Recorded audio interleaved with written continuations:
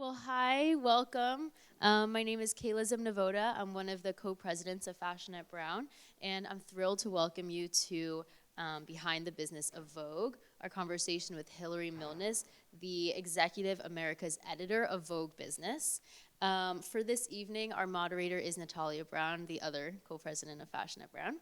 And this is the first event of our Brown Fashion Week 2023 Distinguished Speaker Series. This year's theme is Fashion Beyond the Screen, paying homage to the individuals propelling fashion forward.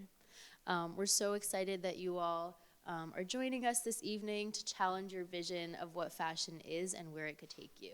Please give a warm welcome to Hilary Milnes and Natalia Brown.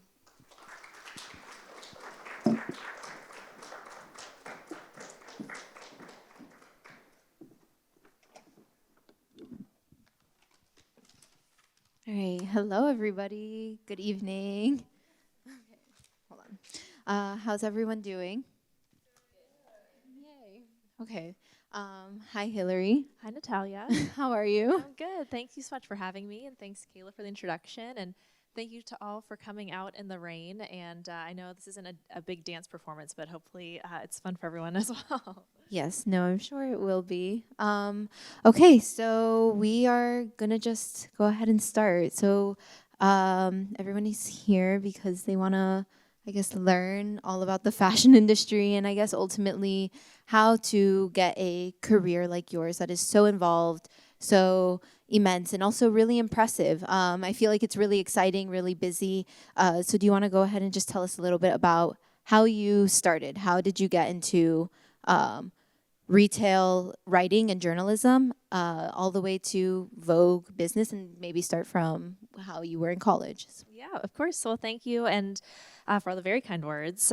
So I went to BU for English and journalism. I double majored. Actually started out as solely an English major, but realized about halfway through that I needed to add something else to that. So I got a degree in journalism as well, and while I was there, I think I started like the magazine journalism track. It's kind of funny because this was 2010, 2011, and the journalism program at BU was divided into a few different tracks. So there was magazine journalism, there was like news TV reporting, and I can't remember the rest, but I remember that their online journalism program was like one class. Like, so this was like right at the cusp of media really turning over to, from print to digital media when it came to things like, fashion reporting. So that does make me feel ancient, but it was like a very sudden change, I think. And so the BU journalism program had not caught up to that at all. So I learned really valuable things like, how to call up sources and how to write a news article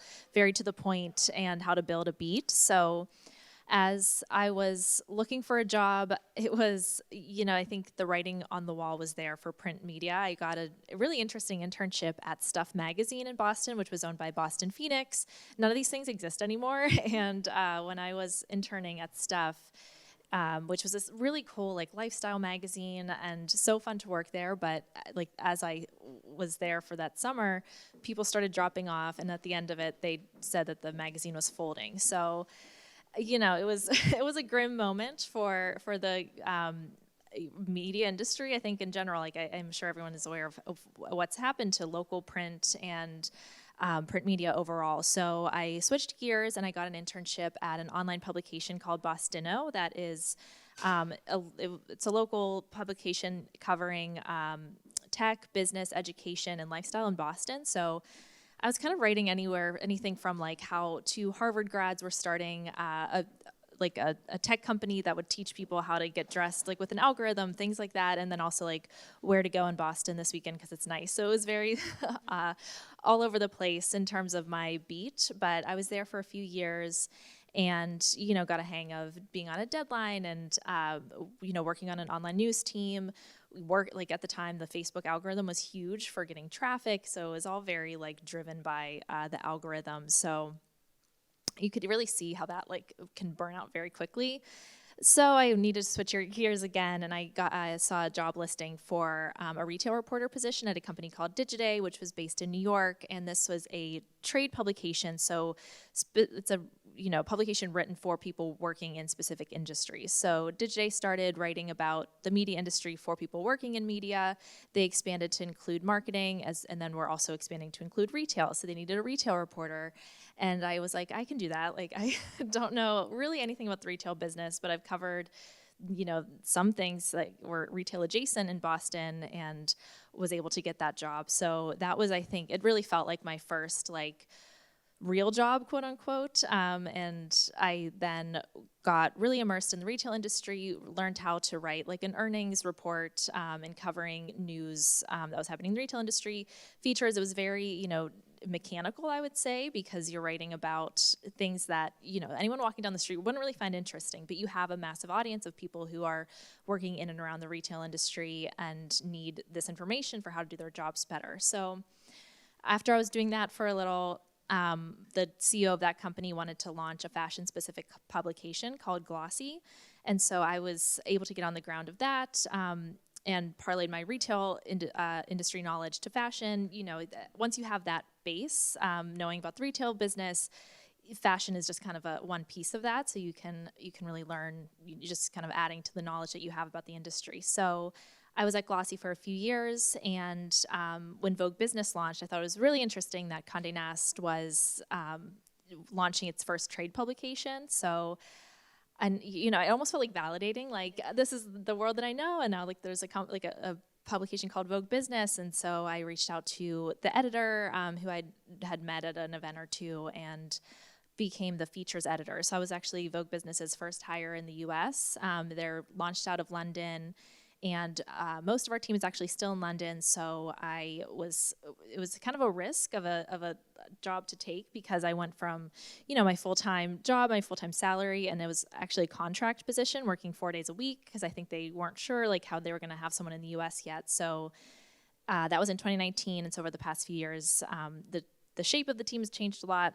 The nature that we work with Vogue has changed a lot, so we work really closely with Vogue Runway, and so now I am the Executive Americas editor, and I work with a team based in the U.S. as well as our team in London to, we cover everything from marketing trends, technology and fashion, sustainability and fashion, and just where the industry's headed.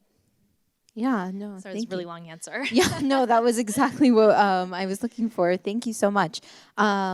Going into the personal side for a little bit before I go into, how your job is now. You said that you mentioned that you switched gears quite a bit. Mm-hmm. And then how when Condé Nast launched Vogue Business, it was validating, because they were such a big company, was launching a trade publication. Did you ever feel super lost at some points, or you didn't find your purpose yet? Because I feel that's something that many people in college may think about, especially was it daunting finding that first job, but then realizing that, okay, this industry that I'm in is kind of dying. What do I do? Can you talk a little bit about your not just feelings, but I guess actions, and what you did to kind of continue going and pursuing something that you ultimately did find interesting? Yeah, I think when I was first starting and got my first job out of college, I knew that wasn't a sustainable place that I wanted to be in. And the industry itself wasn't sustainable. You had, you were writing articles based solely on how they would perform online, and they weren't very they weren't very substantial in terms of what they were. They were clickbaity, essentially. And so that was, I think, a moment where I think I worked there briefly enough and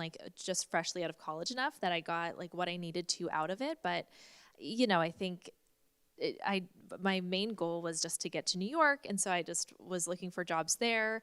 I feel it's not great advice, because I think I saw the job listing on Media Bistro, and I cannot imagine getting a job off of a job listing anymore. I think it is very much about, I think if I were to do it again and that wouldn't have come up, I would have, spent time, going there, staying at a friend's apartment, finding events that appealed to what I wanted to do, and meeting people, and, building up everything that I could do within my own power, not just okay, I need a job to get in the door. I think nowadays you have so much more that you can start to do on your own that then can open doors for you, which, so it definitely existed back then to an extent, but it was like, it wasn't all luck, but it just felt very random that I was like, okay, let's just go see how this, it plays out, and move to New York. And if it doesn't work out, I'll find something else when I'm there, I'm sure. So from that, I think it wasn't like I really knew from that job switch that I really wanted to become a trade reporter or be a business reporter. But once I started doing it, I was like, okay, this is actually, it felt like a very smart decision for me, because it's like better job security when you're, if you want to be a writer, and then that a lot of times people can do multiple things at once, but you have that like knowledge that you're kind of gaining that you don't have otherwise. And you as a reporter can become more valuable because you have a skill that not all writers do. Which is to say, I mean, I've like always questioned those decisions throughout, but yeah, it's interesting to look back on it. Yeah, no, of course. And now you said that you're an editor. So can you tell, but before you were a reporter, so I guess what are the main differences that you have found between like reporting and now being an editor and managing a team? Yeah, so I would say that the normal career like progression and track from being a reporter to an editor is like, if you've been reporting for a while, you're like, oh, I want a promotion. Like, this seems like the next logical step. But what I've learned is that not all reporters are meant to be editors or want to be editors or would make a good editor. So I think media is very unique in that sense, where the like traditional like progression of your career is a vast change from what you've been doing. I think if you are a reporter and love reporting and are a really good writer, and that's what you want to keep doing, like the best way to progress your career is just to take on bigger assignments, grow your profile more, and just become really, really good at what you do. And it's not about chasing a title and getting a better and bigger title, because if you want to be a reporter and you become a senior reporter at a publication, there's not much, and you don't want to be an editor, there's not many more places you can go other than like, I don't know, like exactly. So you can become like a very like well-respected like master of the craft of just reporting, and that's a very valid career progression.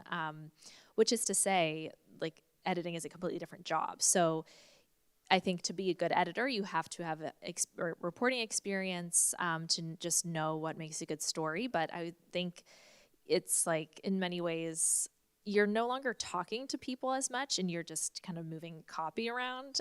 So I think when I first moved to Vogue Business, I was a features editor. My sole job was to just edit copy and make stories better that were filed, which is literally just cutting them down for word length, making them read better.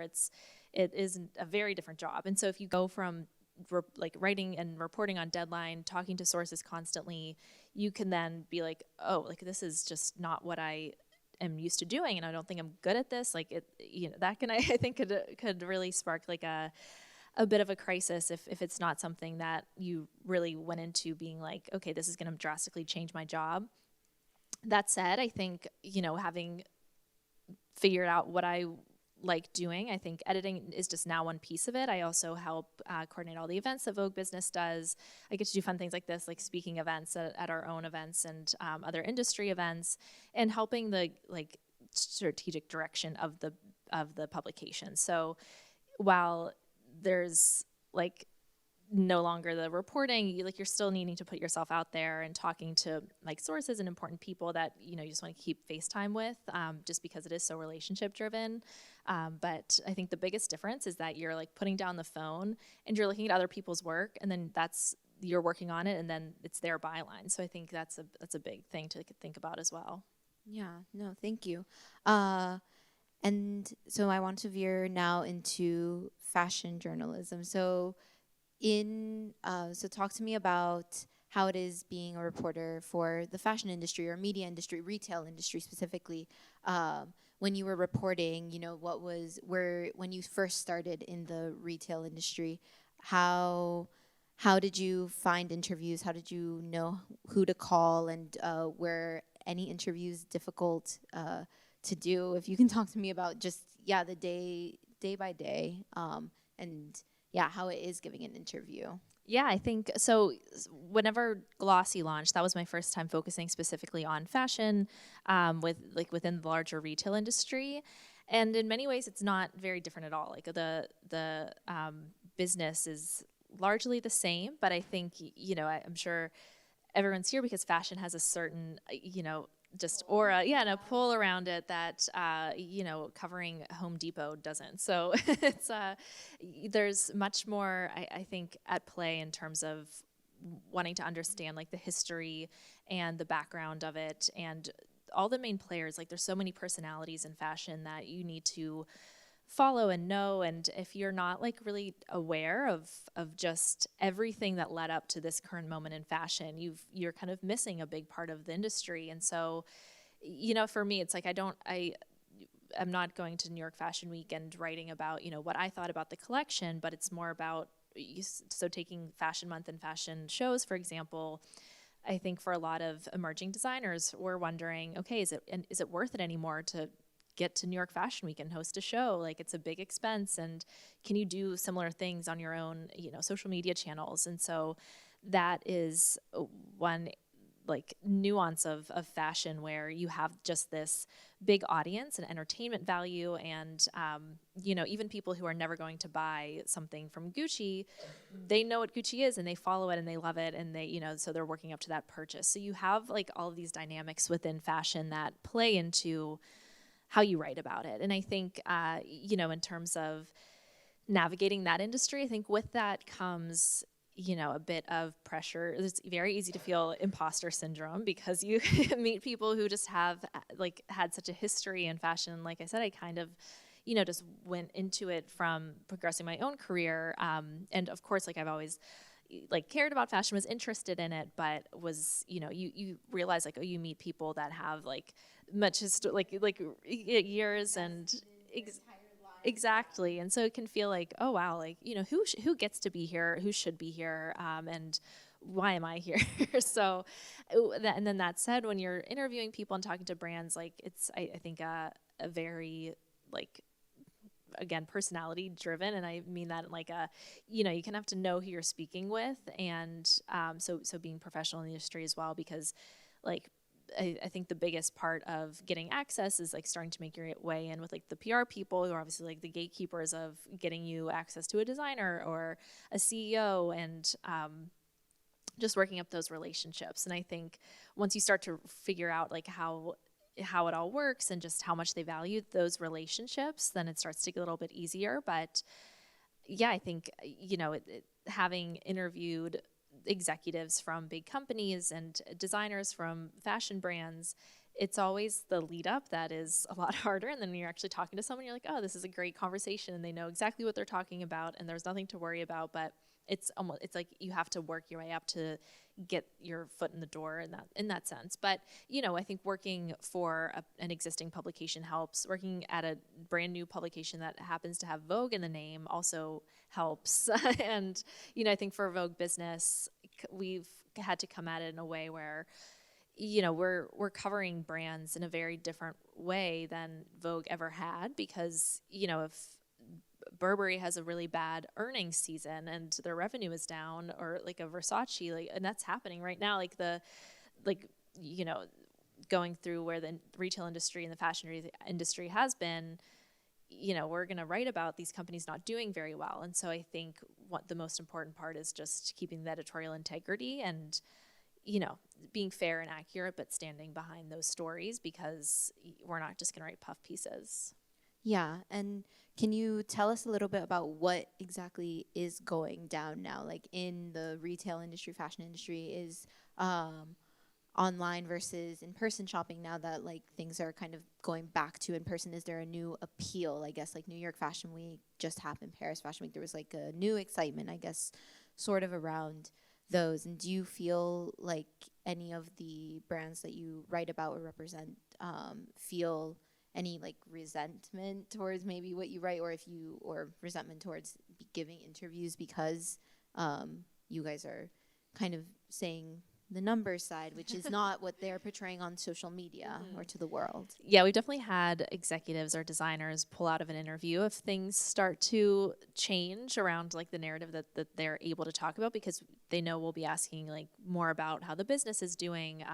So you do deal with that, but most of the time you figure out a way to strike the balance and get, we're there to add the business context, and they usually have something that they want to get out of it as well. So it's worth it for them. But to go back to what you were asking about the, what's happening in retail in the industry right now, I think brands and, luxury houses, like these big companies need to be where their customer is, just in a sense of like starting on new platforms, but also like opening stores. So whereas it was enough to have a store in New York or a store in London and Paris, we're seeing fashion companies opening stores all over the U.S. and in smaller cities, kind of like the Tier B cities, and also moving into new regions and countries and parts of Asia. I think that is a really big market and opportunity. And so that's something that we're writing about and covering a lot, is just what is happening with the retail industry and the consumer spend in China, because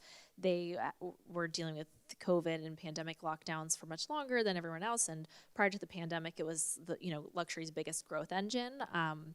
So that was a big blow to a lot of businesses, where that customer just wasn't spending abroad anymore because they couldn't travel to Europe where they would buy, luxury bags, and their domestic spending was very different and they couldn't go to stores. And so that's starting to come back now, but that has been a big drag on the industry. And in the meantime, the US had been a big growth driver, kind of making up for that loss in China. Now you have, looming recession, inflation. Certain luxury customers will always kind of be protected from those types of things, but you still have, the mass amount of the country pulling back spending. You don't have the aspirational spender as much anymore. And so all of that is kind of the big macro trends that are influencing business. And so right now I would say if a brand is able to do well, that is saying a lot. And I guess from your experience, what do you think it takes for a brand to do well? Like not just in luxury, but I guess big retail. Like I know there's some trends where like direct to consumer may not be as successful anymore, like particularly like with the Glossier, like phenomenon. But what are the factors that a company has? Do you think it's just the sheer quality, the price point? And I guess you can say the differences between luxury and then I guess fast fashion as well, like Zara, things that maybe more daily people might buy, on a whim. Yeah, I think if you're an emerging luxury brand right now, it seems like getting on the map with one recognizable, really like interesting and attention grabbing product is a good way to do that. One of the more exciting designers that we saw at New York Fashion Week is pretty new, like not super new, but had kind of gone on a hiatus, came back, and the brand is called Luar. And I don't know if people are familiar with it, but they have this like iconic Anna bag, and so that has really put the brand on the map. And so if you have like a moment like that where people are starting to seek out this bag, I think the price point is relatively accessible, and then you're kind of building the business from there, which is interesting because it is really kind of mirroring what we saw with the direct-to-consumer brand boom, where you would start with a hero product, whether it was like some skincare from Glossier or like the Away bag or the Allbirds shoe, whatever it was. You'd start with this brand built around a very recognizable product, and then it's like, okay, how do I build a full brand off of the back of this? And so I think there are reasons that it's really hard to grow and scale a luxury fashion business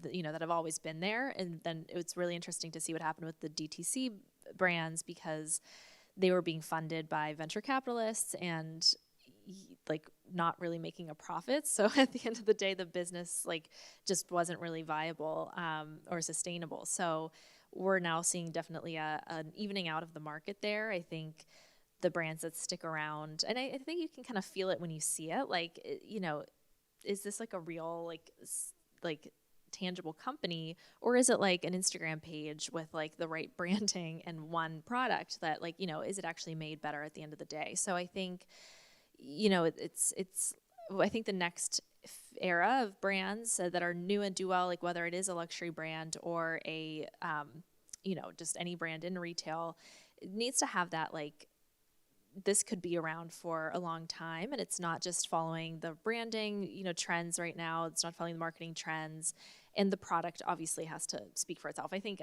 that would be something that came up in interviews with executives all the time. It's just like, oh, if that product isn't good, at the end of the day you don't have a business.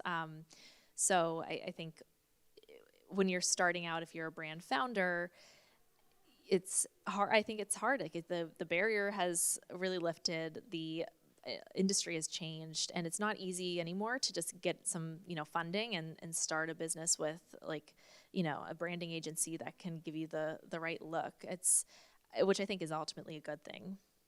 Yeah. Do you feel like right now the industry is overcrowded, or do you feel like there is room for new people? I know you're saying it's like a little bit like more difficult now, more selective. So do you feel like there is a lot of like things that should filter out? Mm-hmm.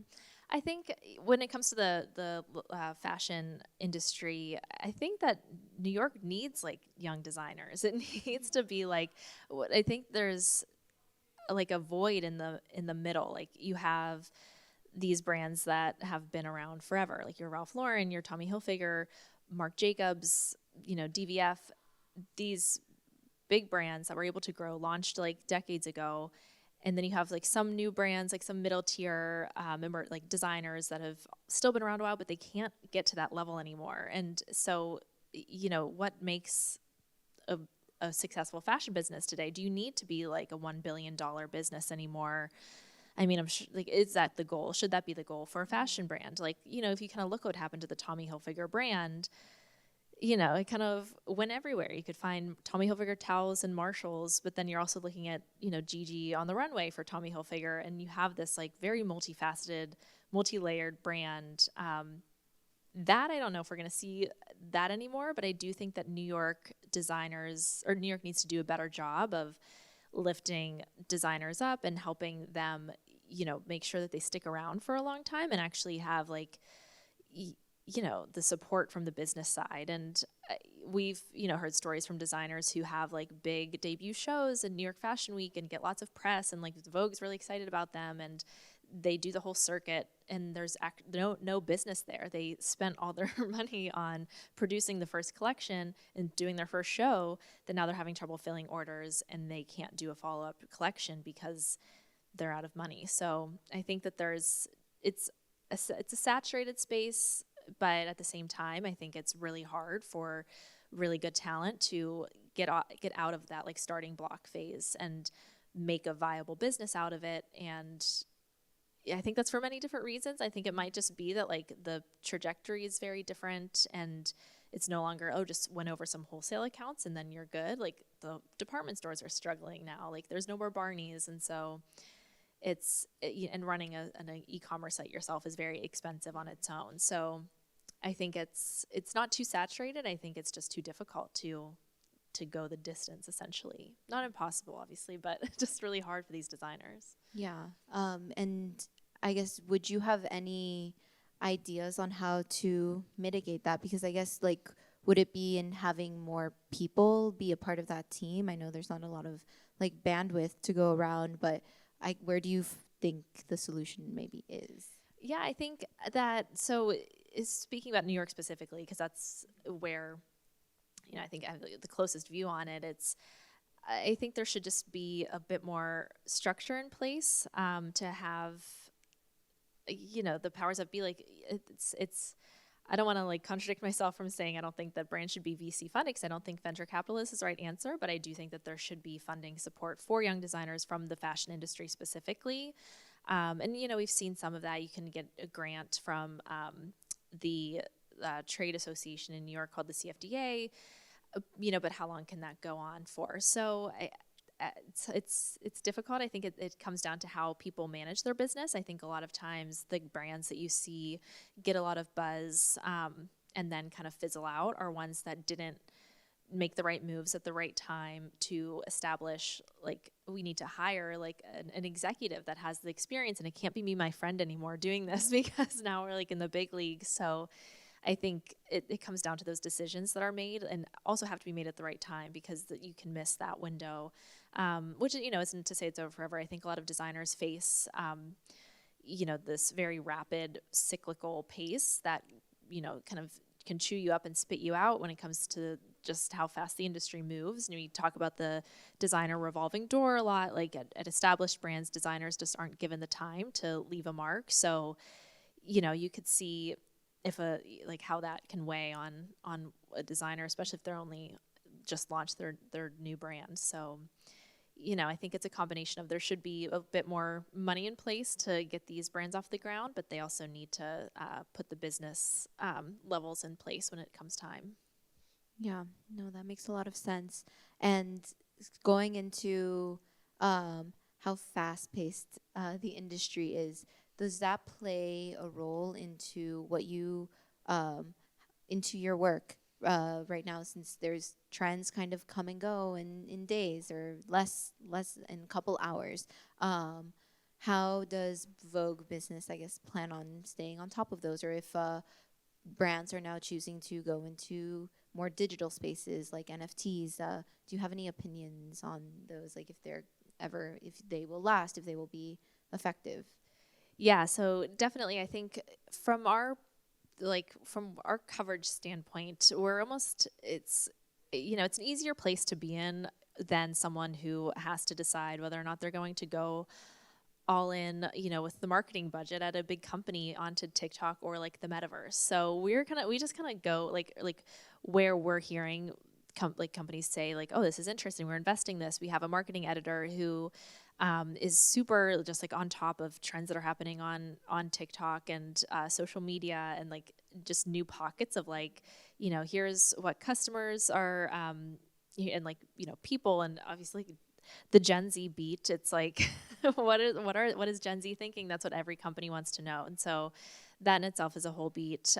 Speaking specifically about like the digital side and where that's going, I don't know. It's like we have a tech editor who has been really well versed in it. She's like personally really interested in digital fashion, and so she was writing about it when we were all kind of like, what is this anything? And then it became something anyone wanted to talk about. And I think the past year has been just like a roller coaster of, investment, and every brand like hopping on the bandwagon and being like, oh, we need an NFT and we need to have a world on Roblox. And, does every brand need that? I don't think so. But I do think for the brands that see a value in it and have an understanding of what they want to get out of it and why they should be there, I don't think it's going away entirely. I have not heard of any brands launching an NFT in quite a while. So I think that, might prove to be, a trend or a fad for a lot of them. But I could see, we covered NARS going into the metaverse and doing, I think it was Roblox, like a digital world there. And, you could see if people are like in these digital spaces, they need clothes to wear, they want to put makeup on, they want to design their avatars for these spaces, and that is an opportunity for brands. And I think it's smart to be forward looking and, trademark your stuff and just see what's going on, and making sure that no one's like co-opting your brand name or, looks in these spaces. But, I think maybe it moved a little bit over its skis last year, and now we're getting a leveling out. I think the optimistic person who's like maybe personally invested in it would say like, yeah, that was like, the crazy like hype period. Now we're in the build mode, and so now like it will shake out the people who are there who weren't really like invested in it, and it will, people who actually see a place for them in these spaces will stay. So, I don't think it's going away entirely. I think that every brand should be paying attention to like things like AI and virtual reality, and or just like how their brand is showing up in these spaces. But I don't think that it's going to change overnight. Yeah.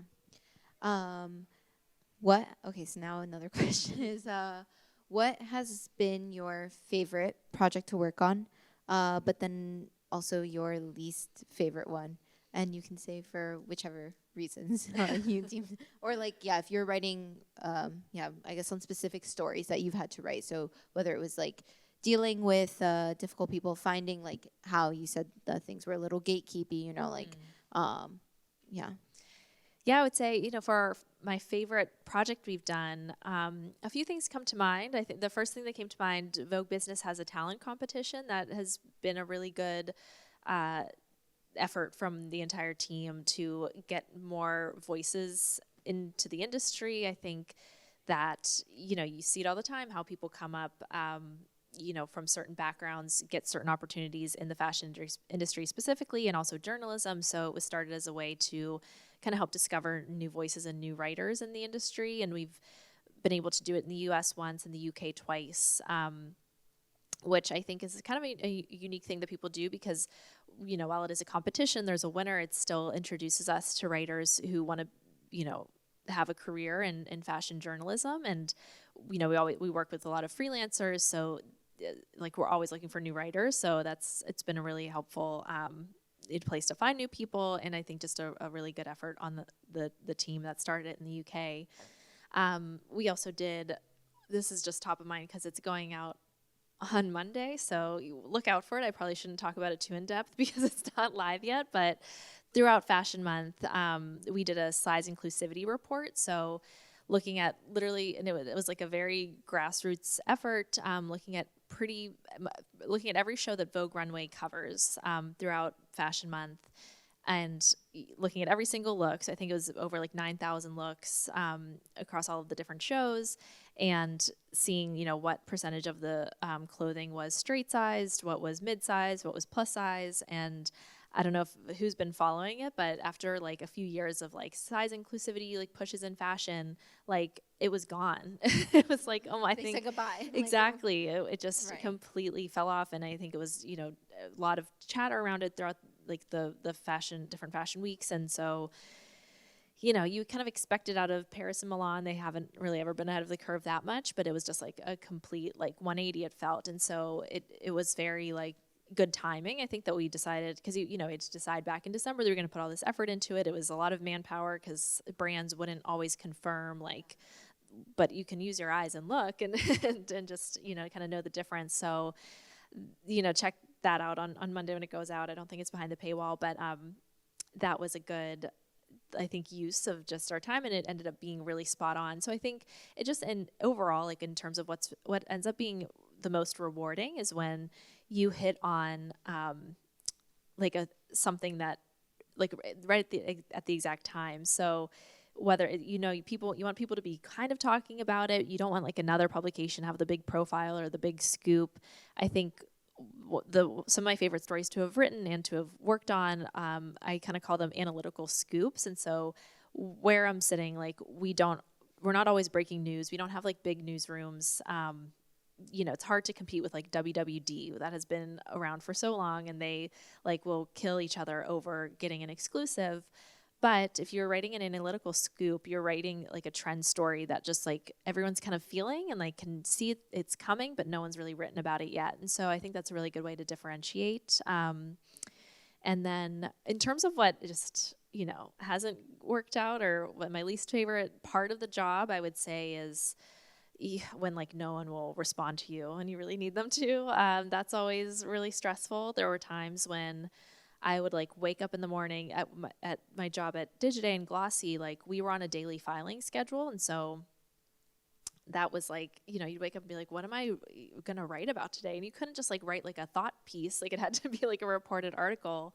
And so that was a lot of stress. And so you'd be like, I would have like mental like point, like milestones in my mind of like, okay, it's 1 p.m. I have to be like kind of close to done, if not done. And like, it would just vary from day to day, and it could be really stressful, but when it works, it's good. And then that goes out and you're like, yes. And that lasts for like 1 second. And then you're like on to the next, like, so you don't get that much time to like celebrate your wins, because there's always going to be something else to do. But I think when you're reporting on a beat, and have worked on that over time, it starts to like become a flywheel because you're talking to more people, and you're like, okay, I have this story that I'm working on and I have to call XYZ. And, you start to learn like who you need to call for certain stories. And then as you're talking to someone, you're thinking like, oh, that actually gave me another idea. Like, I think that could be a story in and of itself.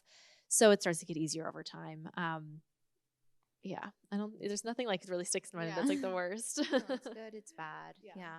And then I do think it's pretty amazing that you guys like are hitting it right, like on time, like the size inclusivity report.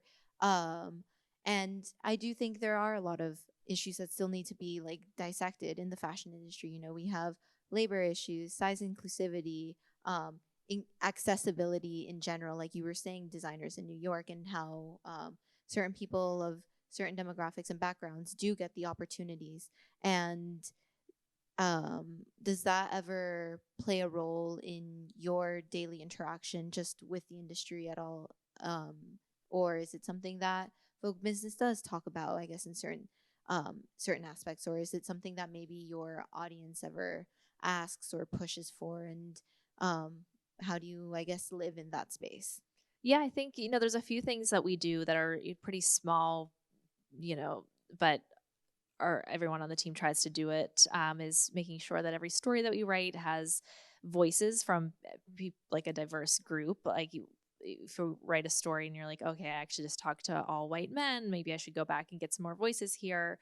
And making sure, especially if you're writing about something like labor laws or sustainability in fashion, you're actually talking to the people that are doing the work. And so we have two really amazing sustainability reporters who cover the beat. I kind of think in ways that like not many other people are doing at a fashion publication, because it's actually getting into what's happening, on the like in the countries where manufacturing and production is happening. And it's definitely it's a hard beat to write because you have an executive in fashion they can write a sustainability report and say, look at all the things that we're doing, and everyone's like, oh my god, it's amazing, like they're working on it. But if you look closely a little bit between the lines, like solving your like the 10% of your supply chain by 2050 is nothing. Like I think it can raise some like existential crises, especially for those sustainability reporters, because it's just such a massive problem.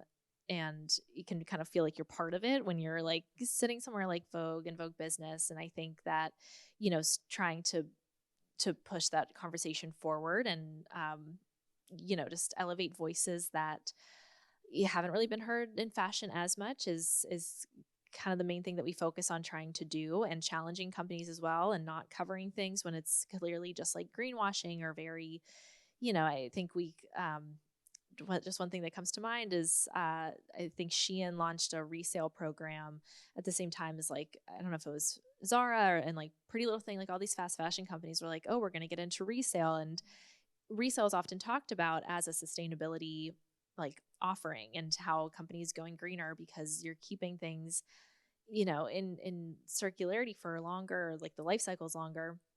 And it's like, yeah, in theory, but at the same time, if you're not producing less overall, and you're just making more money off of the clothes that might go to other places. So yeah, I think a lot of companies are trying to tap into like these bigger concepts like circularity and sustainability in general, that you have to be able to have the knowledge as to why like this isn't actually a win. And so that takes a lot of work. But yeah, I think overall it's like not improving as we want. I think it's like almost scary. You can see something like size inclusivity that felt for a moment like, okay, this is like the norm now, and it's like going backwards as well. So it's something that we want to make sure we're challenging brands on, turning stories down when it's like going to just service like things that they say but aren't actually backing up, and hopefully pushing it in the right direction. But it can be disheartening for sure.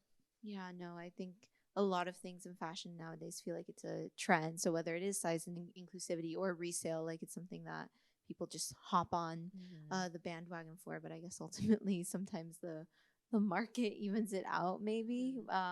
whether things work or not. But yeah, I guess no, it is. I think that's also something that we deal with like here as well, like in fashion at Brown, and something that we try like to mitigate as well. So I think we can definitely understand, like where an even bigger publication who's in the space kind of has to deal with that. Yeah. And then we only have a couple of minutes left, so I think we're gonna go into any questions that the audience has. I have more, but if anybody does have anything they would like to ask, Hilary, please. Okay. Oh, all right. Start with you. And if you can just say your name and year, or yeah. So I'm Avni. I'm a freshman at Brown, and I'm on the editorial team for Vogue. And I was wondering, so there seems like there's a lot of stories to cover in the fashion world. So how do you determine what stories are important to tell, and how do you balance the stories between like what your audience wants to hear and what you think is important for you to tell?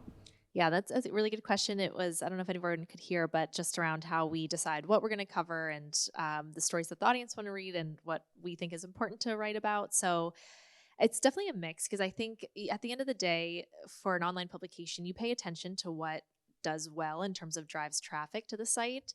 Vogue Business is in a place where, as opposed to like a Vogue, though that's also starting to change, we measure it not just by numbers, but also by member conversion. So we do have a paywall.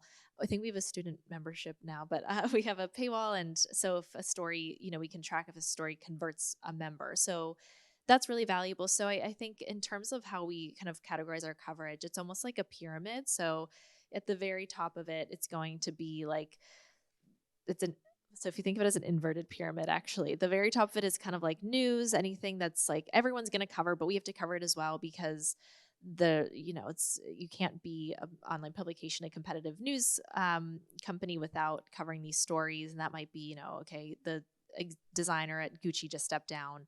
And then the further down you go, the more differentiated it is. So we really strive to get like CEO interviews from like CEOs that don't talk very often. And, those like differentiated feature stories that no one else is really writing about. And so we really trust our editors and the reporters who own their beats to know like, okay, this is what's most important. And I really think that this is a good story to tell. So I defer to them a lot if they're really passionate about something, even if I don't fully like understand it yet. Like, we let them see it out, and there's, like you said, there's plenty to do, but the team can turn out a lot. And I think in terms of what does well, like, certain things, like anything with Gen Z in the title does well. Anything about like TikTok trends does well. Like you can picture like why it's like these, managers who are sitting there wondering like what these people are thinking because they're not doing it themselves, like trying to like impart that knowledge. So I think it becomes a mix of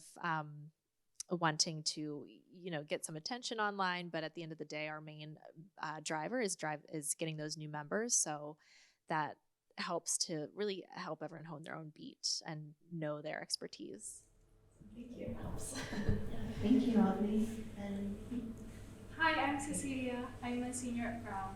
Thank you so much for being here. Yeah, of course. My question is, after college,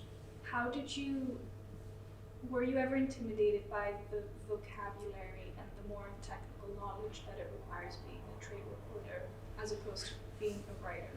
Yes, definitely. And I think the biggest example of that was having to cover earnings, which are still kind of can be a struggle. Like that is a different language. And so I was able to, when I first started working on the trade side, I had a boss that was really like I could talk to her very easily. So I think finding someone in the company where it's like I feel like I can ask the dumb questions and like it's not going to expose me as like a fraud, like that is that's really helpful. And just I think you have like the ability to just say what you don't know. And I think asking questions, especially like if you're a reporter, like, okay, like can you explain more about that, like they're like try to get people to like put it in their own words, and even say like, can you put that in your own words? And so that helps explain it. But yeah, I think it's it's definitely intimidating. And I think especially I didn't have like a business degree, and so sometimes that could come up and be like, okay, do I like, you don't know how to run a business yourself, and so how are you reporting on it? But that, I've seen like some of our reporters have that same, like, what business do I have, like, writing about certain things that I haven't lived myself or I haven't experienced myself. And it's like, just talk to more people. Like, if you feel like you don't quite get it, like, find someone else and call them on the phone and just ask more questions. But yeah, I think there's definitely a learning curve as well. But once you start to like realize at the end of the day, yeah, companies just want to make money. It's like the answer every time. So it gets a little easier. Okay, we'll start there, and then there. Hi, Hilary. Thank you so much for coming. My name is Shaniva Bass. I'm a sophomore here at Brown studying applied math and economics. So, where are you seeing fashion evolve right now? What in 3 to 5 years do you think is something that we can really expect to in some ways be different from how it is today? Yeah, I think it kind of is the different trends you've talked about kind of converging together. So companies are realizing that they have more ways to interact with their customers, now than more than ever. And they also need to be sustainable companies, or at least acting like they want to be sustainable companies. They need to be in these digital spaces. They need to have stores. They need to have online stores. And so it seems like just needing to do many things at once is something that's weighing on a lot of like young companies. And then you have on the other end big companies, like they need to connect with the younger generation of customers and evolve and put something interesting out there. So in general, like where it's headed, I think it's going like just the globalization of fashion has been really interesting to watch, and how different brands are showing up in different markets. It feels like the new way forward is just needing to bring something interesting to many different spaces, and how companies are dealing with that shows up in many different ways. But I think, from the digital side, it's like one good place to look to see where it's happening, because there was such a shift very quickly towards like the metaverse and these digital spaces. But it kind of shakes out to be maybe not such a worthwhile investment. So I think we'll see more of that, like more investment in these spaces. But I think it just seems like the standard has raised a lot for fashion overall. Hope that answers in a very general way. Hi, thank you so much for being here with us today. I know we have such a busy schedule. My name is Rosella. I'm the co-vice president and director of photo for FAB, and I'm a junior at RISD. And I remember you were talking a little about how the fashion industry is a very tight-knit community, and it's a very relationship-driven industry. And that's actually what attracts me the most to the fashion industry. I love working with people, and I think we create the most beautiful work through working with other people. I was wondering if you had any advice on networking, working with people, and then going further into creating and building a team. Yeah, that's a really good question, because it's something I really struggled with, like getting invited to events and going by yourself and then wanting to immediately leave when you get there and don't know anybody. And I think it's definitely something that doesn't go away either. I think it's just a matter of like putting in the time, I think, to just like build relationships in a way that isn't just transactional. I think for a while, like I would just be on deadline and be so busy that I would like think like, oh, I know this PR person that could help me with this story, and I'd look at my email and be like, oh, they emailed me, like, and I never answered. Like, I was like, oh, now I'm just gonna like email them when I need something. So definitely making an effort to like check in with certain people that you have good rapport with and you think you'll be working with them a lot, because I think especially on the editorial side, you can kind of be like, oh, like PR people, like whatever, but they're really helpful when you like get to know them, and they really respect journalists, and oftentimes like the ones that will be like the best person to know in your career are the ones that are also like really good at their jobs. So I think just putting in that little bit of extra effort to like not just be like, oh, I'm immediately so busy, I'm so like caught up in everything that I'm doing, but actually like catching up with people. And especially if you're reporting, it's like, okay, I just want to hear like what you're thinking, like good story ideas can come out of that. But yeah, I think if you're like a little bit more introverted, or shy, like it can be a big hurdle to overcome. But I think just like putting yourself out there and reminding yourself that like, okay, well, most likely there's many other people in this position that I'm in. And, you know, I think I've mostly encountered nice personalities in fashion, like despite what some people might think. Obviously it varies a little bit. I think, you know, actually going to fashion shows, which is like an amazingly lucky thing to do. Sometimes it's like, oh God, like you see like the pockets of like the clicks. It's very intimidating. So it can be, I think it's just a matter of like, I deserve to be here. Put yourself out there. Other people will be probably happy if you talk to them as well. But it's taken a long time for me to get there too. Yeah. And then we have a question in the Yeah. back. Yeah. Hi, I'm Ryan. I actually have two questions. So the first is, if you could talk a little bit more about curation as a business. So I know that there are obviously influencers who share what they're buying, what they're wearing, but I know I've noticed these Instagram pages too that aren't necessarily attached to a person that curate different looks and things like that. And I'm wondering sort of what the business is behind that. It's kind of like Pinterest pages that are transitioned over to Instagram. I find them kind of interesting. And the second question is how work from home might be changing people's buying appetites. Like if there's maybe more of an appetite for higher ends, like at home leisure wear, where you have to work and want to feel a little bit better. Yeah, I'll start with the second question, just because I have a lot of personal experience with that, because I work remotely now. And I think I noticed in my own buying like patterns that it was all over the board. Like one day I'd be like, I think I need like 3 new yoga sets because that's what I wear every single day. And then the next thing you know, I have an event. It's like, oh, I actually need something to wear to the house. So it's all over the board. And then talking to buyers, so we talk to buyers a lot, like at Nordstrom or like Saks, Farfetch, like online stores too. And hearing like, okay, what are people buying right now? And it kind of mirrors that, like it's just so unpredictable. And so I think it's gotten really hard for these curated retailers to figure out like, you know, what are the patterns and what people are buying, because it felt like, you know, for a period there, the narrative was like, oh, like going out clothes are back, like sequins and big heels are back. And, you know, it's like maybe for a moment, but like, you know, I think it's ebbing and flowing a lot more than it used to. And so I think it's a really hard position to be in right now, to be like a trend forecaster or a buyer who has to like make bets on these decisions. So I think it helps companies to be able to move a little bit more quickly and react more quickly. But I think that's a struggle that a lot of stores are dealing with.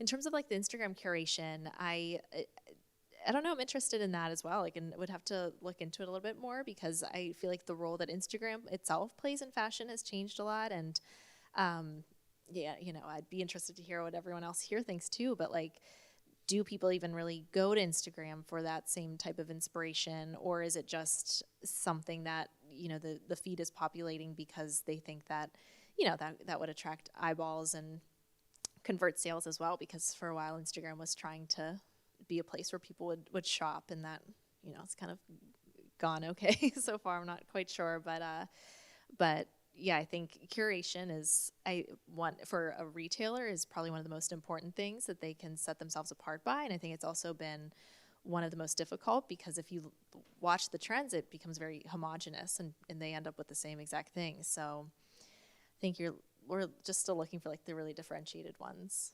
If that helps answer your question. Yeah, thank you. And we can answer that now. How many people, like, by show of hands, like how many people do see like the Instagram like clothes or ads pop up, and then you're like, so how many people like click on it first? I do. For those, and then how many people like would actually purchase it? Yeah, kind of. Okay, yeah. I mean, but like directly on the app, or like when it takes you to the other store. Yeah. When it's on the app, it's like, okay, this is going way too fast. Yeah, right. Because if it's on the app, like it's like, do I actually want to make this decision? It's like, okay, no, I'll like save it for later. Like, cause yeah, then you stop yourself because you're like, do I actually like need this? But they get you because you're swiping through stories, right? And then you see like a bag and you're like, oh my god, like, yeah. And then the rest of your stories is the same bag forevermore. Bag forever, yes.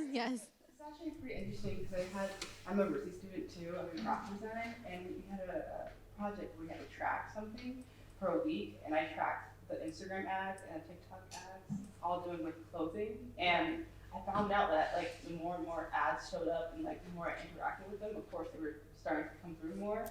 But also like there was a trend when it comes to sponsored ads versus the company ads. Like I started to throughout the week get more sponsor ads, meaning people who like were sponsoring from, you know, the different company would like, you know, say, oh, I really like this top. I'll be more intrigued by that. But I don't know, I think it's definitely interesting because like I'm definitely getting way more like on like Instagram reels about different like clothing brands, especially like small businesses too. So I think it's interesting. Yeah, definitely. It's like, where do they all come from? I know, yeah. There's so many, like, who designs it? Where is it? Yeah. A lot. Okay. Well, are there any other questions? Yeah. I would too. Okay. What are some issues that you see in the fashion industry? I know we talked about sustainability and the lack of young designers, but do you have any others that you think are important to talk about that aren't? And then where do you hope that the fashion industry goes in the future? Yeah, I think, you know, in terms of issues, I think that fashion still kind of struggles with just this. I think there's like a detachment from like the actual, like where your clothes came from, and even beyond like sustainability reasons, just like actually appreciating the longevity of clothing. And I think that like resale and thrifting is helping to move in that direction where it's no longer like, you know, as there's not a stigma around like going to Goodwill and doing like a secondhand like haul or anything like that as there used to be. So I hope it goes back to a place where like you buy something with more intention, and because you know you think you could last, and if it were to like rip, you'd actually care to like get it fixed, and then when you're done with it, you could sell it. Like I think that would be like that more ideal. Just like going back to when people like were less like wanting to just like buy more and more and more, and like of course it's like, you know, I'm guilty of it as well. Like it's just, you know, it just feels like the pace of the industry has moved too quickly, and again, like obviously that is disastrous for like the earth and sustainability reasons, but I also think it just diminishes fashion. It makes it harder to be a designer that is given the time and space to do something meaningful. And you know, it feels like things just move like so quickly right now. It's hard to like actually make an impact, and so I feel like that would weigh a lot. And you know, sometimes designers speak out about just like how much pressure they're under to make an impact so quickly in such a short period of time. And, you know, if they don't in 2 seasons, then they're out the door. And I think it's just like it's such a toxic like cycle to be in. So I think, you know, I hope that starts to change, and, you know, but I think there's too much pressure or like responsibility put on that side of the consumers to change how they buy, and not the companies to actually act differently. We're starting to see a pushback for that, so I think that's kind of promising. But I mean, I think that we talk a lot, or like our sustainability editors talk a lot about you know, these concepts where it's just like degrowth, where, you know, if like you can start to feel a little crazy, because if you're writing like about a company's earnings, like, oh, stock plummeted because they made like $10 billion as opposed to like $10.1 billion. And it's like, what are we even talking about here anymore? Like, you know, I think if the industry gets to a place where they can actually accept, like, we have to make less, you know, that will impact profits for a bit. But it feels very idealistic. I don't know if I see it happening, but I hope that that is something that the industry moves toward, because they have to. I mean, it's pretty urgent. Thank you. Yeah, so we will have like a small like meet and greet here, but we are going to, so for anyone who has extra follow-up questions, but for now we are going to end like the official interview, so you guys are all free to go. But thank you, Hilary, again for coming. Thank It you was so a much really for great having me. conversation. Thank you, everyone.